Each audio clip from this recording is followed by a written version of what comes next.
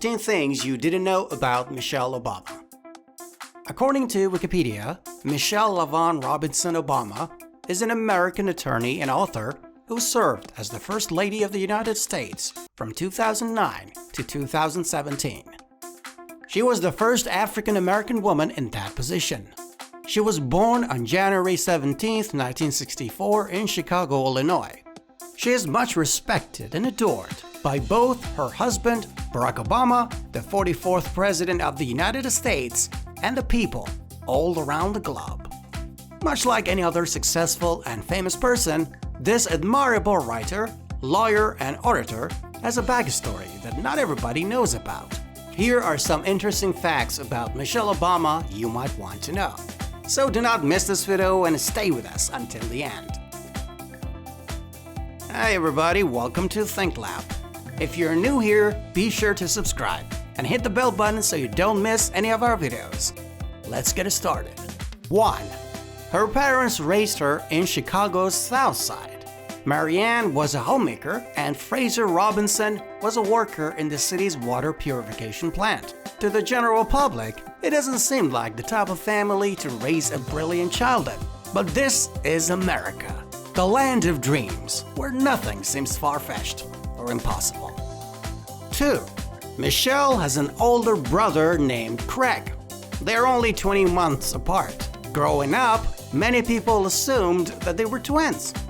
Their family couldn't afford a big house. They lived in a one-bedroom apartment where Michelle and Craig had to sleep in the living room, using a sheet to divide the space. 3. Michelle's parents knew that education was the key to a successful life. So their mother, determined to ensure that her children would have a promising future, taught them to read and write at the age of 4. 4. Michelle was a brilliant child, and thanks to her homeschooling experiences, she managed to be at the top of her class and also skipped the 2nd grade. 5. When Michelle was in 6th grade, she was placed in a gifted class and began learning French and biology at a very young age. Finally, she was accepted into the Whitney M. Young Magnet School for gifted students in Chicago. Even among all those bright and talented students, she still stood out and became the student council. 6. This little girl also loved to play the piano. She practiced so much that her parents had to occasionally remind her to take breaks. 7. After graduation, she followed her brother and entered Princeton University, where she majored in sociology and got a minor in African American Studies. When she decided to pursue higher education, Harvard University was there to welcome her. She earned her degree from Harvard Law School in 1988 and then returned home to work at Sidley & Austin law firm. By 2005, Michelle had worked her way up and was now the vice president at the University of Chicago's Medical Center. But she had begun working in the same institute as associate dean as early as 1996. 8. Sidley & Austin's law firm was where she found the love of her life, Barack Obama. Barack was a summer associate and she was her advisor. Michelle wasn't interested in having an office romance at first, but she soon changed her mind, and the two began dating. On their first date, they watched Spike Lee's masterpiece, Do the Right Thing, a movie that depicts racial tension and brutal violence in Brooklyn in the span of one day. 9. In the early 1990s, Michelle reassessed her life. Why, you might ask? The reason was the death of her father and a close friend from college. She started rethinking her career and ended up quitting. She left the corporate law world dreaming of working in public service. First, she started to work as an assistant for Chicago Mayor Richard Daley's office and then as an assistant commissioner of planning and development for the city of Chicago.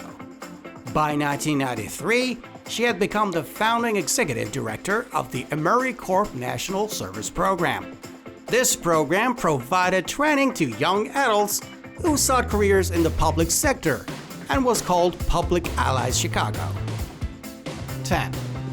After 2 years of dating, Michelle and Barack started their married life in October 1992, and we all have witnessed the amount of respect and love she has received from her husband. Barack Obama has often referred to himself as Michelle's husband. Knowing that teamwork is the key to a successful married life, he has seldom taken big steps without seeking Michelle's advice. To those who view marriage from a traditional perspective, he might seem weak and indecisive. But the truth is that Mr. Obama has always trusted Michelle's judgment. As usual, there are of course some rumors about them. For instance, some say that Barack had initially asked another woman to marry him, but the politics got in the way. Also, Michelle once said that in every marriage, there are times when you can't stand each other. But this lovely couple has shown us, in more than one occasion, the undeniable effect your partner could have on your future successes or failures. They now have 2 young daughters, Malia and Sasha. The Obamas worked really hard to give their daughters a grounded life. When Obama was voted into the US Senate in 2005, which meant that he needed to move to Washington, D.C., Michelle stayed behind in Chicago with Sasha and Malia so that they wouldn't have to leave their school and friends. They used webcams to see and talk to one another almost every night during that period.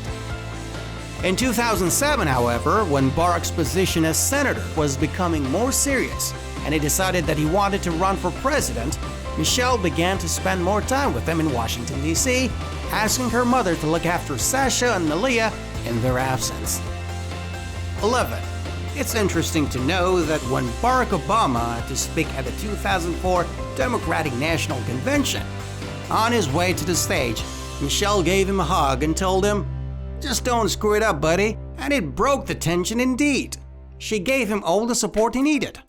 She even gave up her job in 2008 to support Barack with his presidential campaign, even though she was earning 6 figures at the time. She was still willing to give it all up in support of his dreams. 12. Michelle is a big fan of Stevie Wonder, the famous American singer and musician, and regular exercise is one of her favorite hobbies. She wakes up at 4:30 a.m. to work out or run on a treadmill. 13.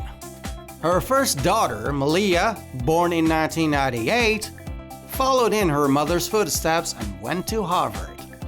In 2001, Michelle gave birth to her second daughter, Sasha, who was only 7 years old when her father became the President of the United States. Sasha has spent most of her life in the spotlight. 14. In 2005, Michelle took 4-year-old Sasha with her to a job interview with the University of Chicago Hospital, as she hadn't been able to find anyone to babysit for her. Nonetheless, she got the job and started to work as vice president. She excelled in her career and managed to increase the number of volunteers at the hospital by 500%. 15. It is fascinating to know that during the first year of Barack's presidency, he and Michelle would spend a great deal of their free time volunteering in soup kitchens for the homeless. She also started a campaign called Let's Move to help stop the USA's childhood obesity epidemic when she became First Lady.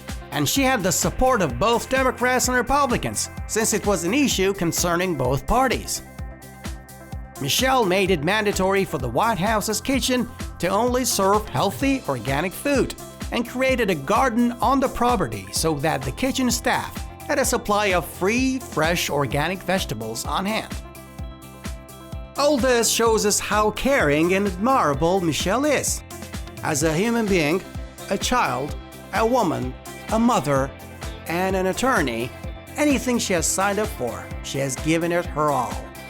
She has never shied away from responsibility, and frankly, if it wasn't for her, Barack Obama would probably never get the support that he did to fulfill his duties as the 44th US president. So I think that we can all agree that after all, behind every successful man, there's a brilliant, loving, and supportive woman.